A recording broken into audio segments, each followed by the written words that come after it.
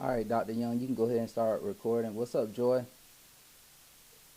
Recording in progress. All right, good afternoon, everybody. It's good to have you all on today during this group coaching session.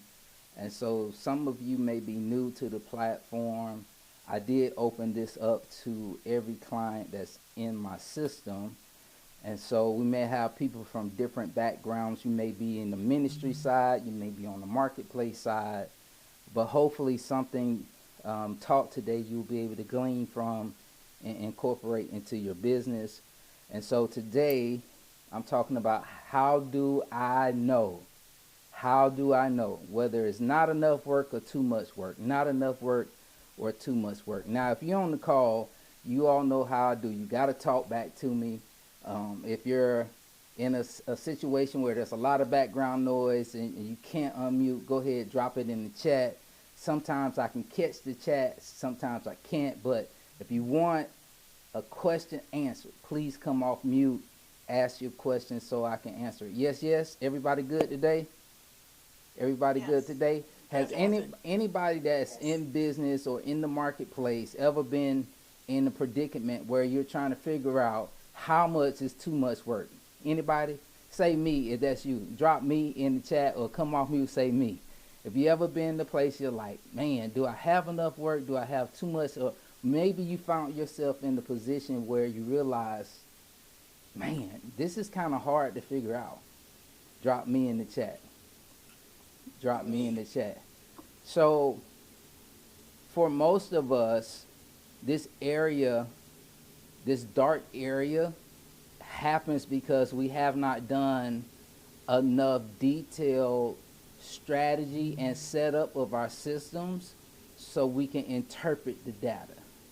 We haven't done enough detailed setup of our strategy and systems so we can interpret the data.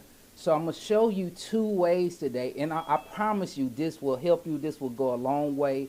So please tell somebody else they need to go watch this because I believe, now I think all of my teaching is good. I just have to toot my own horn. I think all is good, but today I really think um, that what God has allowed me to go through and experience now being able to help other people with, if I had this teaching 10 years ago, there's no telling where I would be right now. But I want to show you how you can identify if you don't have enough work and identify if you have too much work. Is that okay? Everybody good with that? Yes, yes?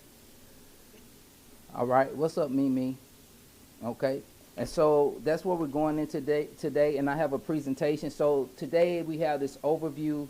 I want to help you understand how to evaluate if you have the right amount of work for sustainable growth. All right, drop sustainable in the chat. Sustainable growth. What does that mean? Sustainable growth. That means I can continue. The one thing I've discovered in black and brown communities, most of our companies do not last that long.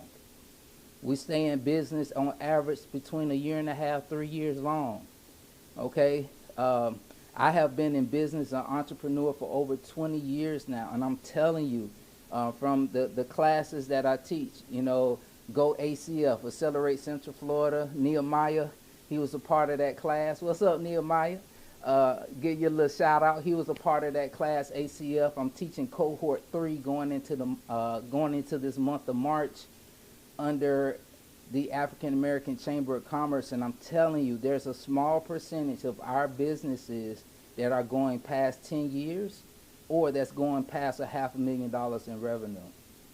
And so when we start talking about being sustainable, you have to know your numbers, but you also have to be able to interpret and project your numbers as well. So I'm going to give you a little objective today is to master the financial fundamentals. We're going to talk about overhead. We're going to talk about COGS. If you don't know what that is, it's okay. I'm not going to unpack it too long because you can watch my previous episode in my podcast. My wife, she'll drop the link into my podcast if you have not checked that out, where you can see the previous episode. We're going to talk about COGS and profit margin. And then number 2, we're going to learn to identify the signs of too little or too much work, and then explore strategies to adjust your workload, okay? And when we say workload, you all will hear me use different terms that's primarily used in the construction industry. That's my background. That's primarily who I coach, though I coach all types of businesses, but my focus is construction because I've been doing construction since I graduated back in 1997, all right? So just a little bit about me. Some of you all know, ACY Contractors, the construction company I own. Back in 2017, 18, won multiple growth awards. As you can see here on the screen, OBJ, we was ranked third at the time, 572% growth. That's 5X over a period of 3 years. You can see also on the slide on the right, 2018, which was the next year, Florida Fast 100, where we ranked number 8. And it just shows how we went from 1.7 million to 11.8 million. This another article, OBJ, in middle of 2018, you can see at the time how we actually finished that year, 2017, with $13.4 million of revenue. So I'm not just telling you anything I haven't lived. I'm not just talking, I'm not just telling you something I got out the chat. Right? This is not just chat GPT. This is experience, and I'm telling you how you can be better so you can overcome some of the obstacles that maybe I didn't. So I want to help you. All right. So number one, let's talk about financial fundamentals, the backbone of these decisions. Number one, the key concept is identifying your overhead. Okay, identifying your overhead. These are fixed costs that keep the business running. All right, so I need audience participation. So you all name some of those fixed costs that you have, fixed expenses that you have in your business. Come off mute, name them. What are some fixed costs that you have? Administrative assistant. Okay, what else? Administrative assistants, what else? Utility bills. Utility bills, right? They never change, right? Fixed costs, what else? Anybody else? Rent. All right, so those are all overhead costs, fixed costs. The second one is cost of goods sold. Now, some businesses do not use this terminology. Most of us, especially on the construction side, we will. Cost of goods sold. That is direct cost tied to delivering your service. So specifically for service-based businesses, this is direct cost tied to delivering your services. So let me give you an example. So if I have a construction project, right, and I'm building a building, okay, any costs associated with that building by itself is part of my COGS, my cost of goods sold. It's the cost of whatever it's going to take me to produce revenue based on that one thing that I'm doing, that service that I'm providing, okay? So for many of you, you may have COGS, you may not, all right? What's up, Mama Sandra? So I want to show you, okay, identify overhead, your fixed costs, your COGS, which are your direct costs. Now, this is variable. That means it can change. It can go up and down. It's not fixed. It's variable. And then the third item I want you to be able to identify is your profit margin.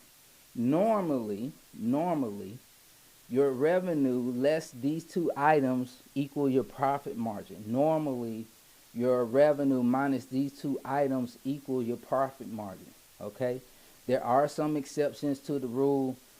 This may not equate to your true net because I don't want to get into all the accounting, but we haven't accounted for depreciation and taxes, okay?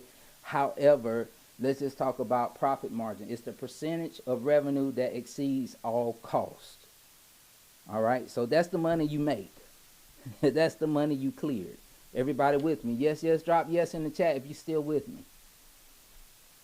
If you're still with me, drop yes in the chat. Let's go. If you don't understand, say I don't understand.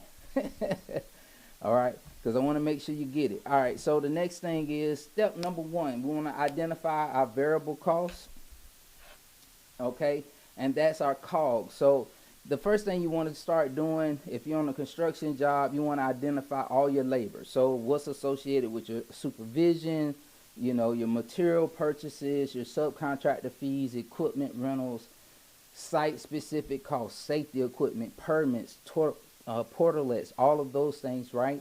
So you want to make sure you are itemizing those costs and you're adding them up. When you total them, that's your total COGS, okay? That's variable costs, all right? Now, when you see this on a profit and loss statement, hopefully your accountant or your bookkeeper is doing this and categorizing it this way, okay? And I'll have, for those that are already part of the mentorship program, I've already uploaded the Excel file that has some of this broken out as an example for you, okay? So I want you to start thinking about, what are all my costs associated with a project? Most of the time, you have this already if you put together a estimate. Normally, you will have this information if you put together an estimate. Now, sometimes you may have overruns or sometimes you may have underruns. That's okay. But you want to identify what are those variable costs that you have. Everybody with me? Yes, yes? Yes. Yes. All right. And then, of course, number two, you want to identify your fixed costs, right? That's all your overhead stuff. So we talked about that, and I'm going to show you an example. I'm going to upload the Excel file so you can see it, okay? And we're going to go through with some examples. So these are overhead examples. You all came off mute. You told me about them. Office rent, utilities, insurance and administrative salaries. Now notice, these salaries are not associated with the project. They are administrative, right? They're not the superintendent. They're not the project manager. They're not the subcontractors. They are administrative salaries. So Dr. Fidel was like, hey, I have an administrative assistant, right? That person is not specifically on a project, even though you may want to charge some of that person's time to a project to allocate some of that person's cost to a project. So you could, it's just a little bit more work on the bookkeeper to segment the payroll, but you could offset your COGS to get a true cost if they're spending time on the project, okay? But marketing, right? How many of us are on Facebook or have some type of subscription to some type of software that helps us to do marketing, right? Our office supplies, those are examples of fixed overhead costs. I want you to identify those, and we're going to add all this stuff up. And then I'm going to show you how we want to go to the next step. We want to validate our revenue. So that means you need to have a good way to identify money that's coming in. Okay, you need to have a good way to identify money that's coming in. Is it by contract? Is it by sales? And sometimes even on your profit and loss statement, you may want to segment how you're generating revenue. So I'll give you an example. So outside of my construction company, I have this company that we do all of our coaching, teaching, and anything I do as a consultant, I do in a separate company. It's not part of ACY Contractors. It's a separate company. So what I do, if I provide a service as a consultant, I may identify that as one source of revenue. If I pull a permit, if I do something else a little bit differently, if I just help somebody with whatever, right? I may identify all those sources of revenue differently, right? Just so I know, so at the end of the year, I can say, hey, I brought in this amount of money through coaching, I brought this amount of money through consulting, I brought this amount of money through, I don't know, t-shirts, whatever it is. I can identify it. But the most important thing is you have the ability to actually ensure that it's accurate. That's the most important thing. You want to make sure that it's accurate. So I want you to validate the revenue, validate the amount of money coming in. I'll give you another example. Some of us, how many of you all accept Cash App and Zelle for payments? A few of you? So let me give an example. Some people do not recognize that the revenues that's coming in through Cash App or Zelle, if it's for that business, and it's not personal, it's for that business, most times your QuickBooks or your bookkeeper is going to miss the additional revenues coming through Cash App or Zelle because they often don't tie in together, right? There's often not an integration. So you have to be aware, if you don't have an integration that's tying in those additional revenues, like if you take credit card payments and you are on Stripe or Square or one of these other systems, those systems often tie in to QuickBooks, right, or other accounting softwares, and you're able to acknowledge the revenue that you have coming in. But if you have other means, let's just say you just on cash, you old school, right? Are you validating that you have the accurate amount of revenues coming in? I'm gonna show you why that's important. Okay, I'm gonna show you why that's important. All right, so we're gonna go into this next step. All right, because I've talked about fixed costs, variable costs, and these are the things you need in order to identify if you need more work or you have too much. Okay, so here's some warning signs I want to talk to you about when you have too much work. Some warning signs. Cash flow trends, they're negative. So if you have too much work, what happens is you don't have enough cash to pay off your expenses, right? You're financially overstretched. So I'm going to show you how you can start seeing those warning signs before they happen. Or another indicator is when you have a shortage of staff. This happens when demand exceeds your team's capacity. Not what you think their capacity should be. Not what you believe their capacity should be, but what their actual capacity is. When you start seeing staff shortages, it impacts the projects, it impacts what you're doing. You start seeing a lag, and you start seeing quality start to drop off. Okay? All right, so that's two indicators when you have too much work. All right, two indicators when you have too much work. Okay, cash and staff. Cash and staff. Drop that in the chat. Cash and staff. Cash. Put it in the chat, y'all. Cash and staff. Because I know most of us will like to say, hey, I want to have that problem. Anybody will say, man, I need that problem. Just too much work. Nehemiah, talk to me, bro. You know what I'm saying? Like, let me have that problem. You know, because some of us are trying to find work, trying to generate revenue. But I promise you, this is one area that you want to be very careful of, because I've been there, where I had 24 projects going on at one time all throughout the state, and I didn't have middle management. I didn't have someone that could be me. And so when there were problems on multiple projects, then everybody's calling me. I become the bottleneck. Okay, I become the bottleneck. So I want to show you what happens, and I'm going to show you in a graph a little bit later how you will know and how you can plan for it. Right? Somebody say plan for it. How you can plan for it. Okay? Now, before we talk about identifying when you have too much work, I want to talk about understanding when you don't have enough. Understanding when you don't have enough. So what we're going to do a break-even analysis. If you've done a break-even analysis before, drop yes in the chat. If you've done a break-even analysis before, drop yes in the chat. If you have not, drop no in the chat. I don't see any answers yet. Or come off mute, let me know. Okay, I got a lot of no's, not a lot of no's, a lot of no's. Okay. All right, so I'm going to show you how to do a break-even analysis. Now, this session is being recorded. It'll be up on YouTube for those that are not in my mentorship program. For those in the mentorship program, it'll be in the portal. So you'll have access to not only this recording, but also the slides and the Excel file. Okay, so let's talk about the break-even analysis. Okay, so I'm going to give you a review right now. All right, let me pull it up.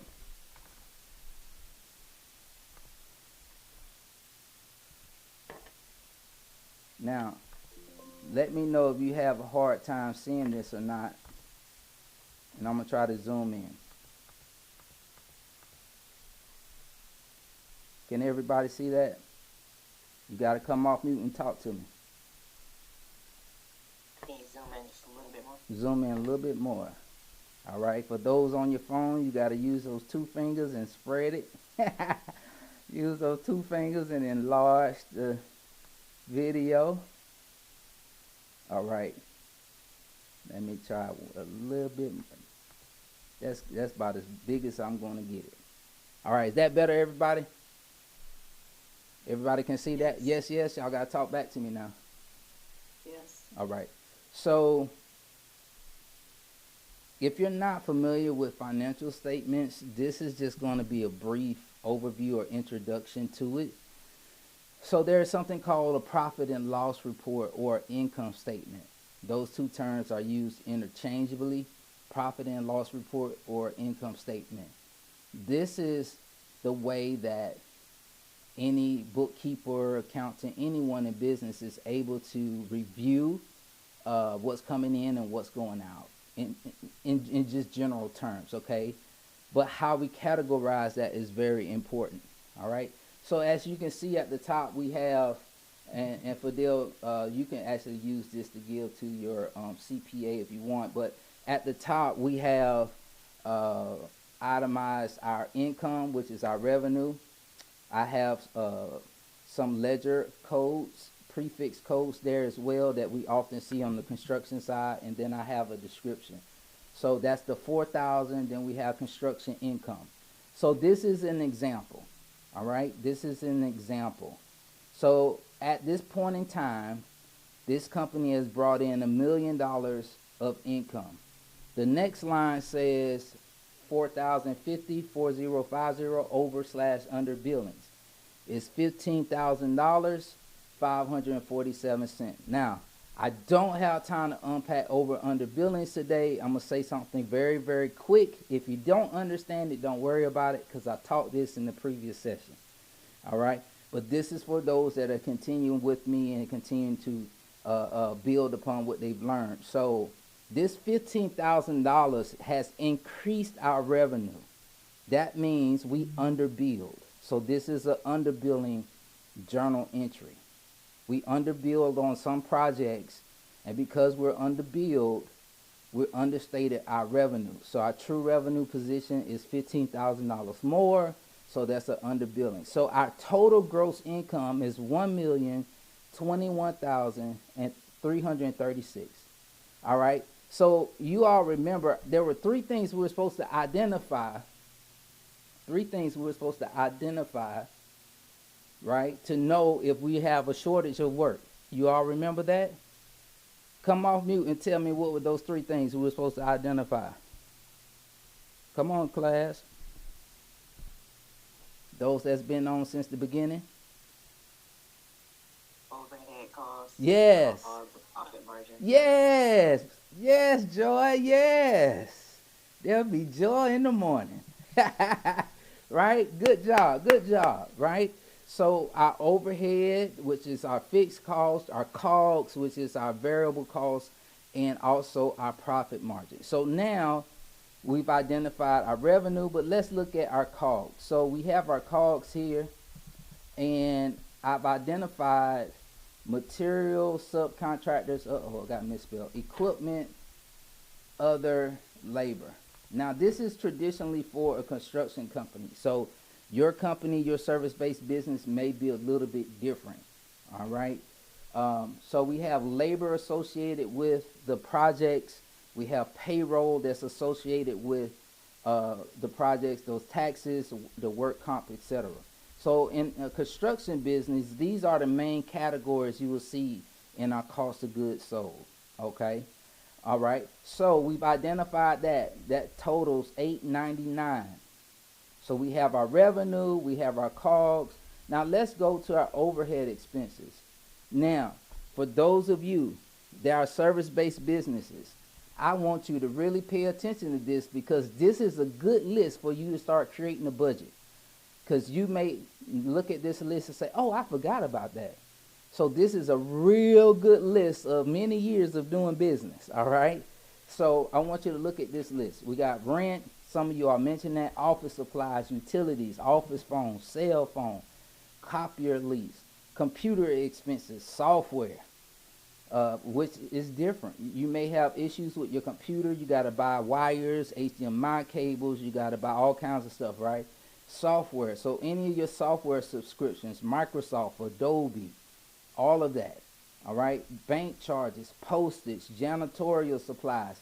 Hopefully you have your occupational license, right? Local business taxes, association fees if you're a part of the chamber, if you're a part of any local groups, right? Marketing, how much you spending on marketing and advertising.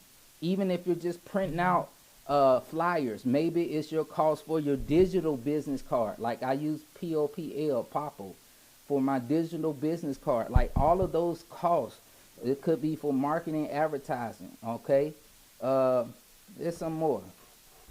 Office equipment, furniture, IT consultant, CPA consultant. Now I got all these misspelled. Consultant, accounting consultant. Anybody have these costs? If you have some of these costs, drop a yes in the chat. If you have some of these costs, drop a yes in the chat. I want to see if anyone has one I don't have. All right, let's keep going. Legal consultant, business consultant. That ought to be me. All right, GC license fees, travel and meals. What I've noticed, let me just pause here. Let me pause here for a second. Pause for the cause, pause for the cause. Most times when I read people's financial statements, they spend way too much money on travels and meals. All right, so let's watch the travel and meals, y'all. Okay, I know you trying to, get your taxes, reduced, but let's watch the travel and meals.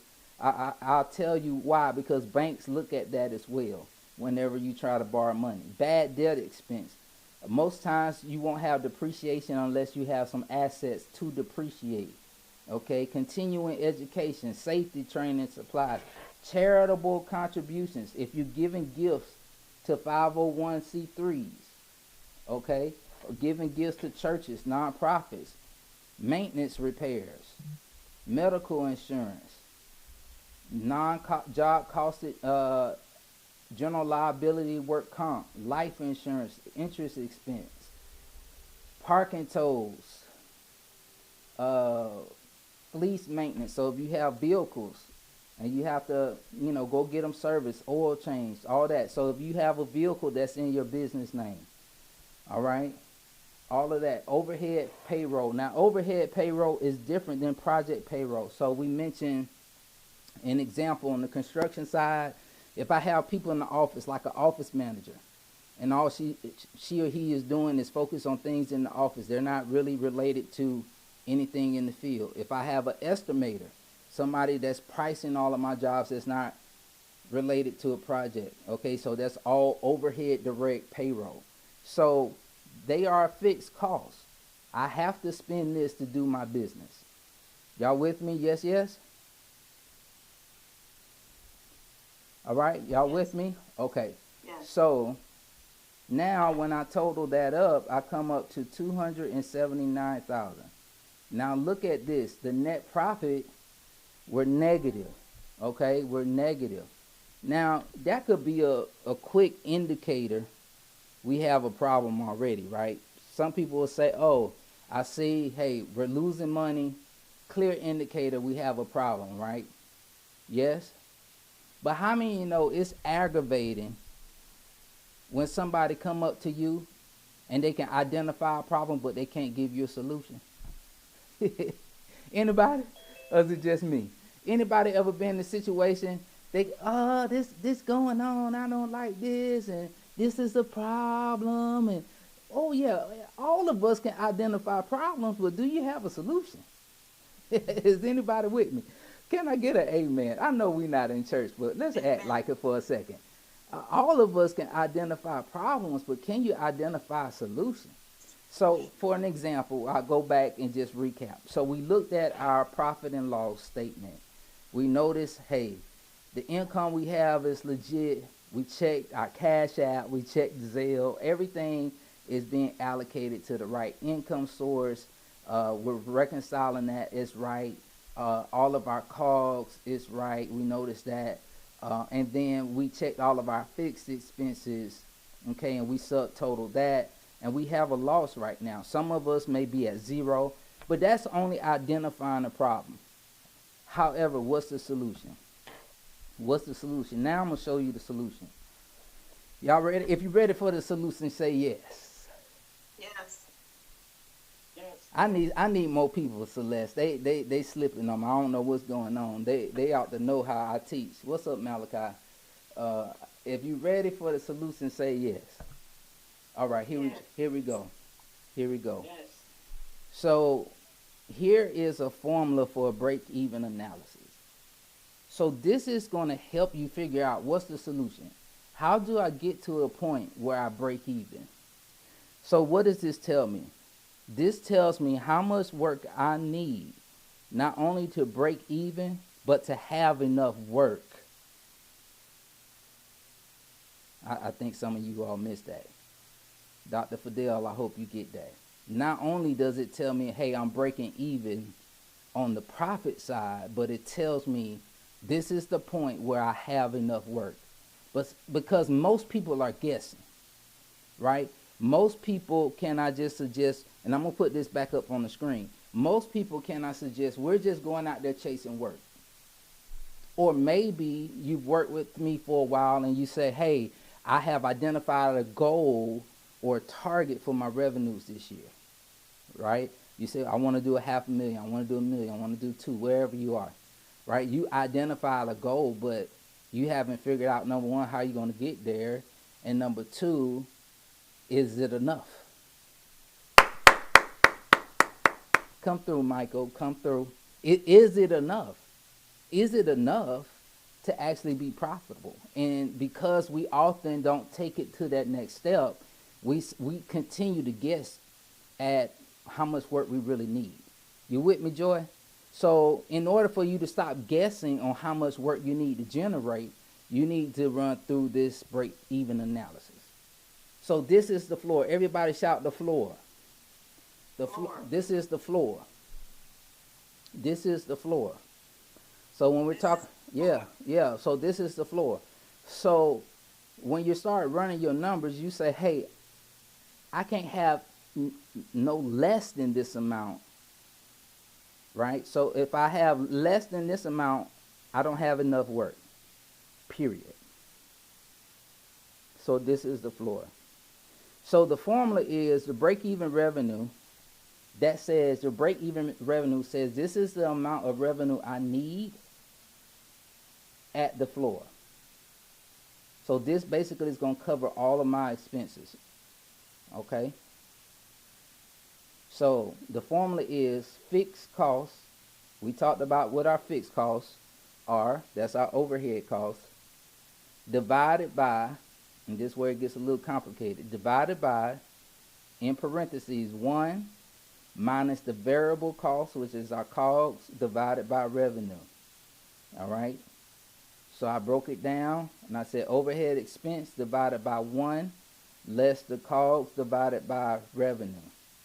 So if we were to take the example that I gave you all, okay, we're going to take our fixed costs or our overhead expense. So we go back to our worksheet. We look at all of our fixed costs, our overhead expense. What's the total? 279. That's the number. So we got the 279 here. All right? If divided by 1 minus our COGS divided by revenue. That's why it's important. I told you all at the beginning, there's 3 numbers you need to know. Your revenue, your fixed costs, your variable costs. Okay? You need to know these numbers in order to figure this out. So if you have your COGS, your revenue, you just do the math. 279.6022 divided by, in parentheses, 1 less, in parentheses, 899,236 divided by 1,021,336. And when I do that formula, you all can see it in up here. When I do that formula, all right, I want y'all to grab, y'all can see it here in the spreadsheet. I have that formula there. Escape. When I do that formula, it tells me my break even is 2,336,000. How much money are we bringing in right now?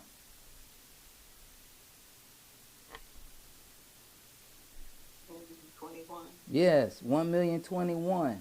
So in order for me to break even, so right now we definitely don't have enough work. Enough work. We have less than half of what we need. So let's have a conversation. What would you do if you were in this position and this was your current profit and loss report? What would you do? Let's talk. Come off mute. Let's talk. Look for more work. Okay, look for more work. That's the first answer. Let's talk about it. Cutting expenses. Absolutely. By how much? Right? By how much? Anybody have a guess? Come on, let's talk. Any thoughts? This is where most people get stuck in their business. This is where most of us get stuck, right here. We have no idea what to do. What will fix the problem faster? Expenses. Expenses, okay. What else? It's not a trick question. You can be wrong. It's all right. We all family. What else? Expenses or the most expensive? Say that one more time? Are you asking fastest or most expensive? Because payroll was our largest. I'm talking about all of it. So what would you do first? And we're just having a conversation. I like where you're going. You said payroll is the largest expense right now. So what would you do?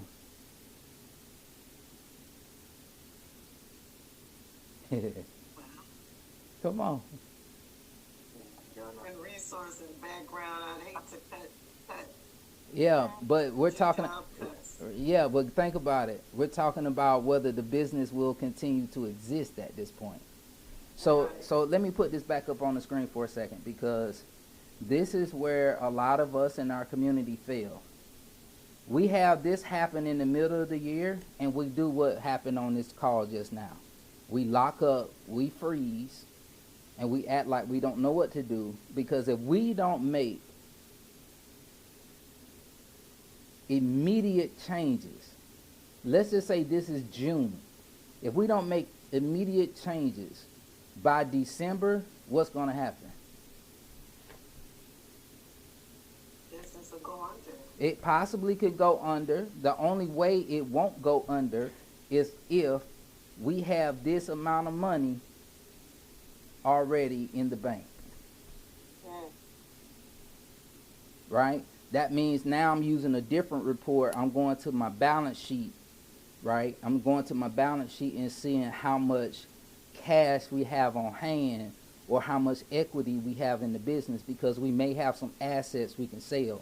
So then I'm going to my balance sheet to say, okay, do I have assets to cover this deficit? But anyway, regardless, none of us want to have a negative year, right? We can't stay in business having negative years. So these are some things I would do. I would initially start looking at what's costing me the most right now and what work. Watch this. I need every contractor on the call to hear me. I need every person that's in business on the call to hear me. I need to figure out what work I can get at the highest profit margin. What work can I get at the highest profit margin? Let me tell you what we do wrong. Please come here. Please come here. I need somebody to lean forward. This is what we do wrong. Woo, this is so good. I wish I had somebody coach me like this. I wish I had somebody coach me like this. This is what we do wrong. Look at me in this camera. This is what we do wrong.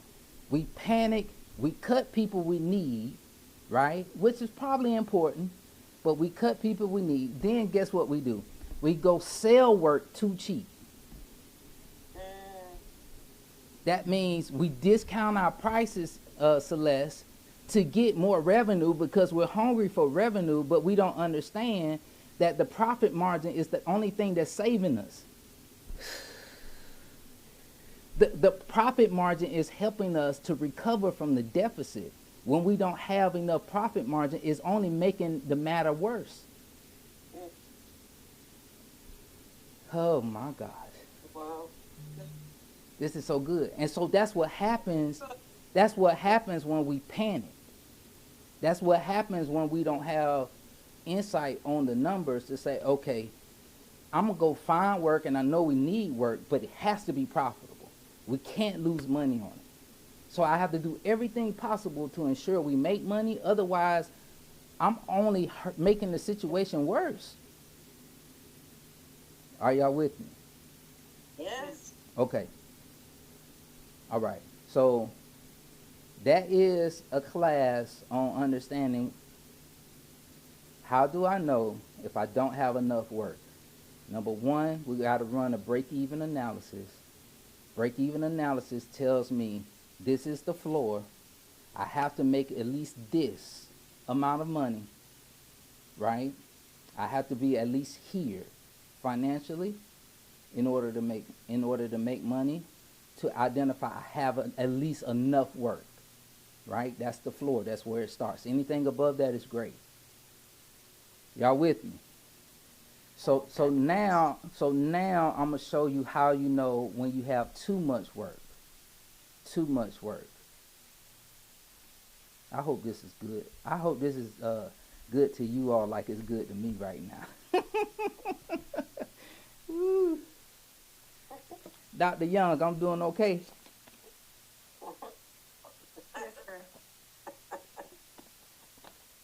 All right, span of control. Span of control. I must admit I had to go look this up because we don't really use this a lot, but I found out this is the terminology. Span of control.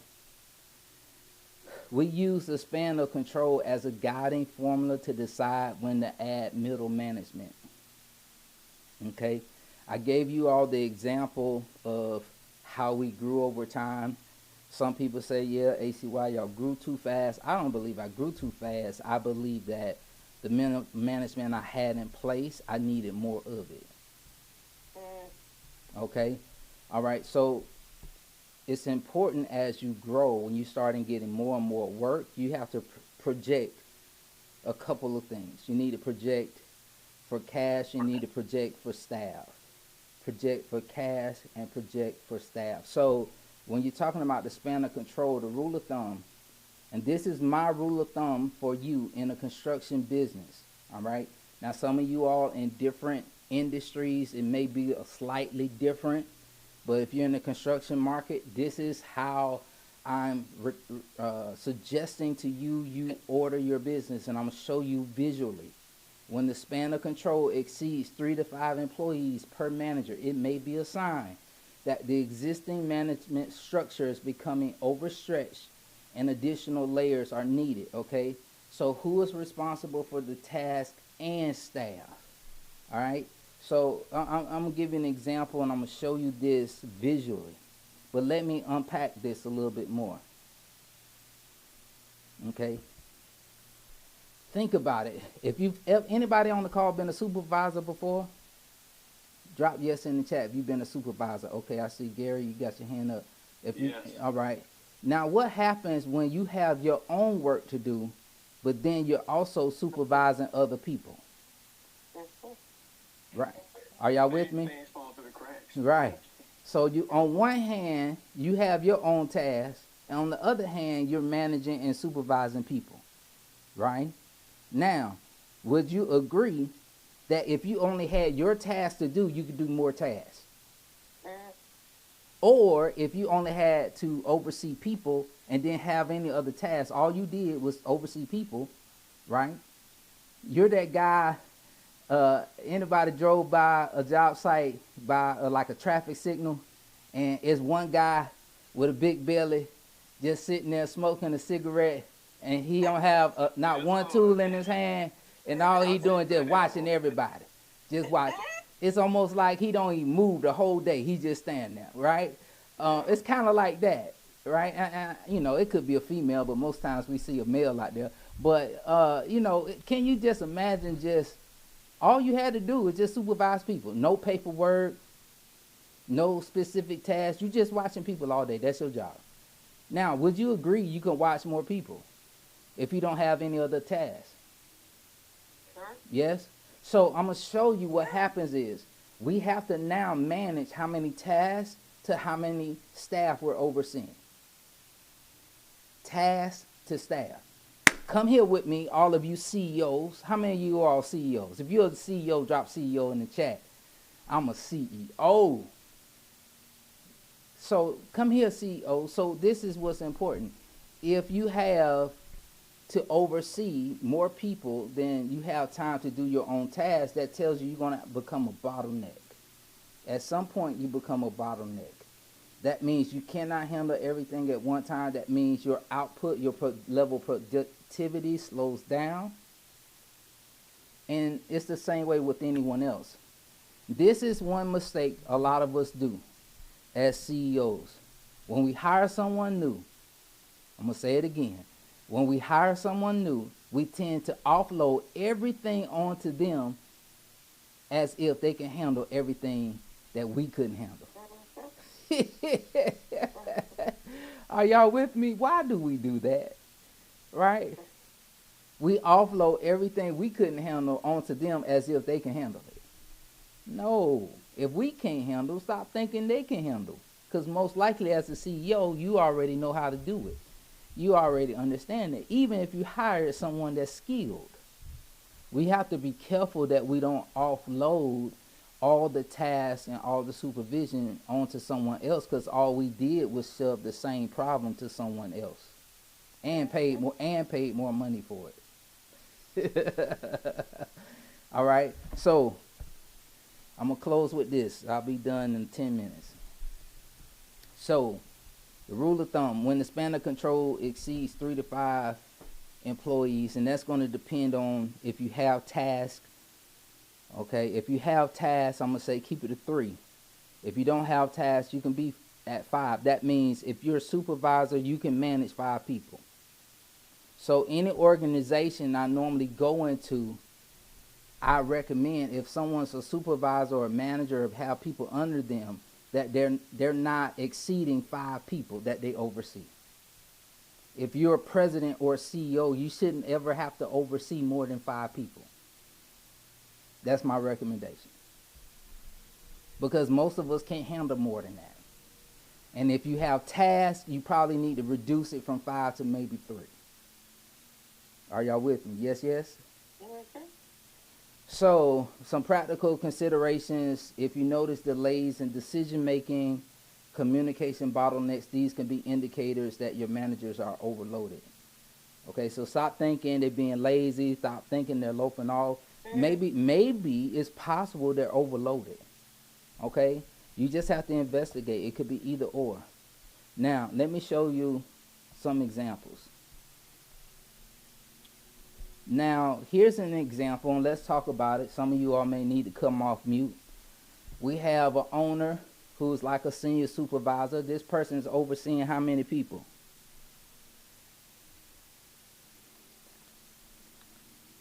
Come on, class.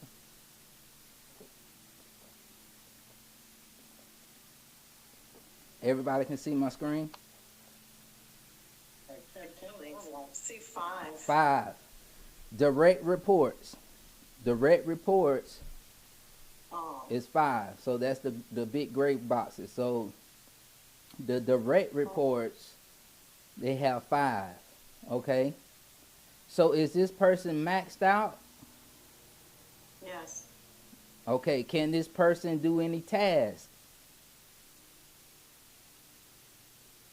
No. So when you start drawing your own organizational chart, you say, well, Pastor Mike, I don't have 5 people right now. That's fine. Are you planning for it? Are you planning for it? Oh, okay. So let's go to the next step. So let's just say I have tasks and I have 3 people, but that gives you an idea. I have more capacity. But I'm going to start moving some things around to show you. And let's go one by one. We have a person that's field staff that has 1 project. Are they overloaded? Yes or no? No. We got a project management staff that's PM. PM staff, they have 3 projects. Are they overloaded? On the brink. What'd you say, Joy? Maybe on the brink. Maybe. I like that. I like that. I like that a lot. It's possible. It depends on the size of the job, right? Notice I made that circle smaller than the field staff project. It's a larger circle. So their projects, the PM has 3 smaller ones. But I love what you said, Joy. They may be on the brink. All right, let's go to the next person. This is a senior PM. Look at that. They have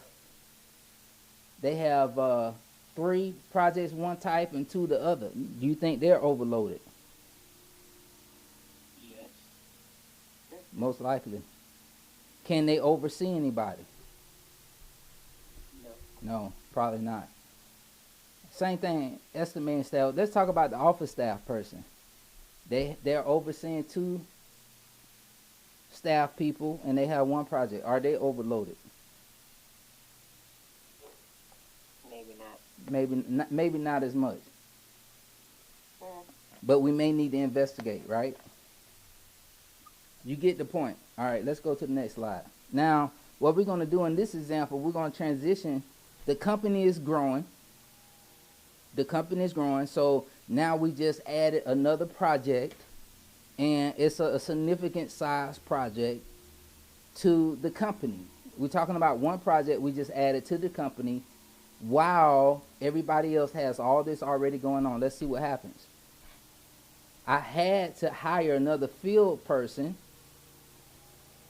to handle the project, so now I have another larger project, 2 field staff, each overseeing a larger project. Now let's look how I shifted, because I was already maxed out with 5 people. I still want to keep it at 5. Are y'all with me? So that means somebody has to oversee somebody else. So you all see how the org chart shifts. Are y'all with me? Yes.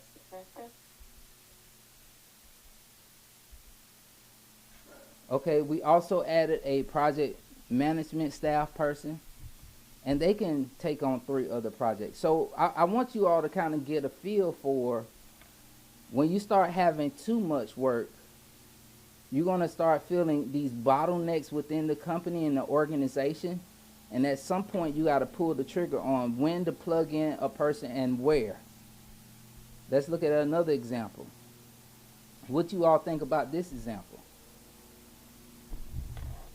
So now we went from the senior PM staff having projects themselves and overseeing 2 people to now that senior project management staff is just doing what? Overseeing 4 people. You all see that? Yes. So we took 2 of the people from the field staff that the owner was overseeing and said, hey, let's put all of these individuals under senior PM staff. Now, what should happen in this organization now that is set up this way? What should happen? More room. More room for what? More projects. No, I'm just joking. I don't know. No, you were going down the right trail. Don't be scared. Don't be scared, right? That was very intuitive. Right? It was very intuitive. You saw it. All of a sudden, now if this senior PM staff person can oversee those 4 people, right? Now we have more room to grow. However, we're probably going to have to hire someone else if we get any more projects. Because the difference is the amount of projects change. Okay? So this is a perfect opportunity when your projects change to start moving people and elevating people and creating room and capacity within your organization to grow. Okay? But the biggest thing to do is to free up your heavy staff, to free up your heavy staff. Okay? So at the top levels of management, if you can free up the owner time, free up someone else's at the management levels time, now you have opportunity to grow the business even more. Now, I'm going to close with this, and I'm going to just kind of say this. One of the strategies I had to start implementing within my company was that I could not do 20, $50,000 projects. Right? $50,000 projects is what? $1 million. I had to say, well, let me just do maybe two $500,000 projects, a lot less stressful. So I can make possibly the same amount of money or more with less people. So I teach all of my clients, you have to start looking at how can you maximize your project size by increasing the contracts on them. So same thing for you, Joy, right? It's easy to chase the 5,000, 10,000, but at some point you got to get to the place where you say, hey, I'm going to start positioning myself to go after something larger. Okay? And I know sometimes it comes with time, it comes with resume, it comes with confidence, it comes with all of that. However, you have to push yourself to say, I can't survive. This is not sustainable, us trying to manage 20 projects with 3 people. It's not sustainable, right? Because I realized we have too much work. And sometimes it wasn't the size of the contract. Sometimes it was the number of projects. We have too much. So we're overstretched. We're overutilized. And so now let me get something larger so I can reduce the quantity, and then we can focus and we can do better. Make sense? All right, questions.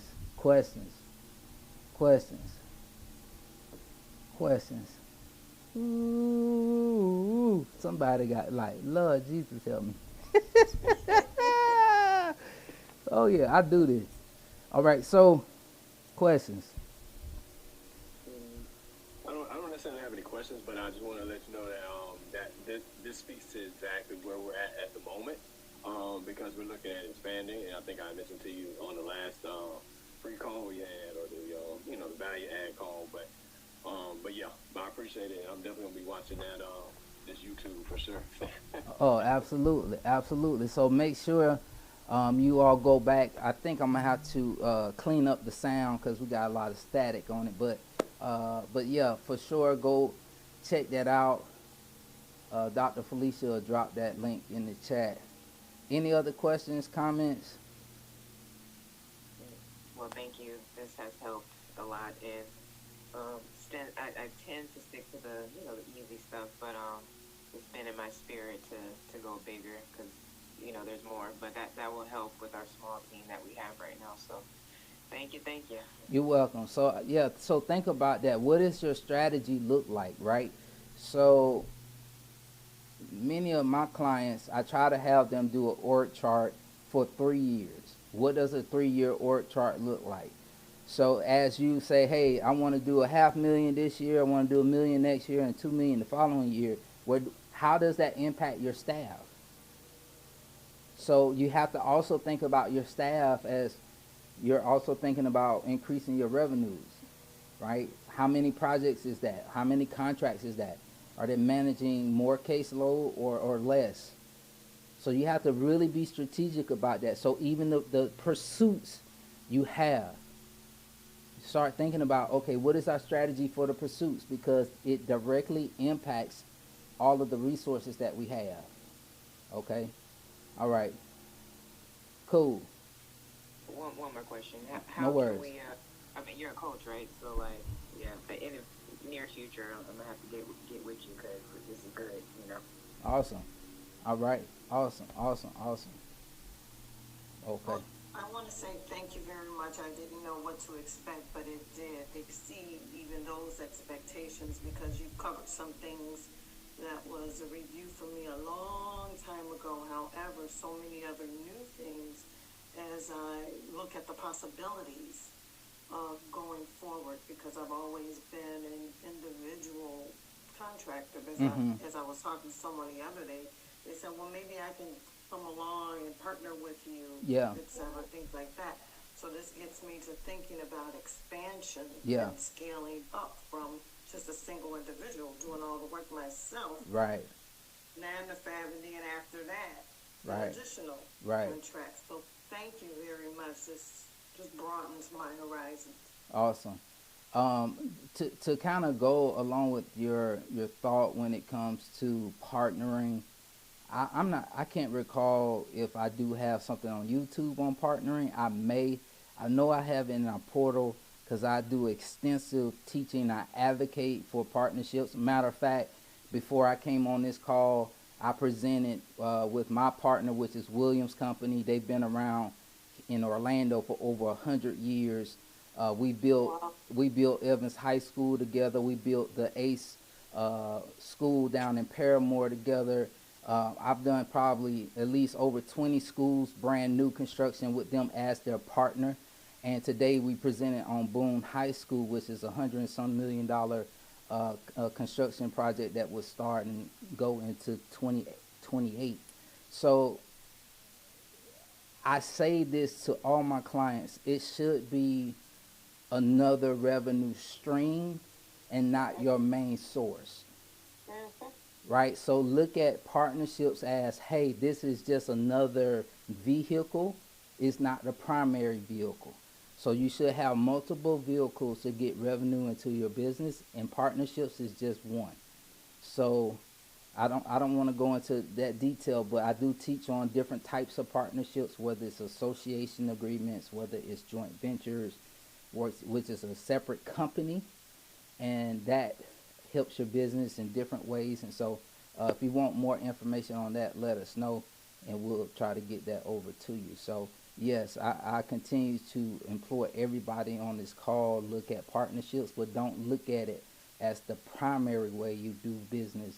Look at it as an additional vehicle to your business. All right, well, it's my custom as a man of faith, not only in ministry but also the marketplace, is to pray over us as we conclude our day. So thank you all for joining us today. I hope you learned something from this and something you can implement. So don't just sit on this information, because some people just go get information after information after information, right? And you procrastinate on implementation. So let's implement the things you're learning, all right? So let's pray. Father, I say thank you for all those on the call today. I ask that you bless them in their business, give them an open mind and a heart to receive direction, receive clarity and insight. And I just pray that you will inspire them, you will encourage them to take that step of faith to move forward and the things you called them to do. I pray there will be no obscurity.